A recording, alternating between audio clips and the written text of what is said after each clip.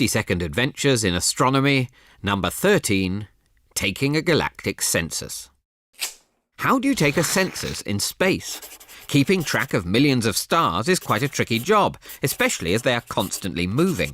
Luckily, the new Gaia spacecraft is coming to the rescue, from a position of about 1.5 million kilometers from the Earth, ready to do a whole lot of measuring. With its 2 optical telescopes, Gaia will be able to map over 1 billion stars by measuring minute changes of position against the background of other stars.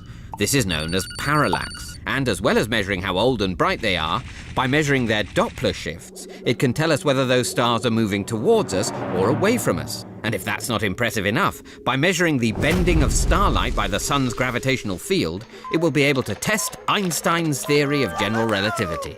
In the end, Gaia will deliver us a map of the galaxy. And not just any map. It will be in 3D, show us how everything is moving, and help us get a better understanding of how the whole thing began and where it's heading. So taking a census in space will be a much more realistic proposition.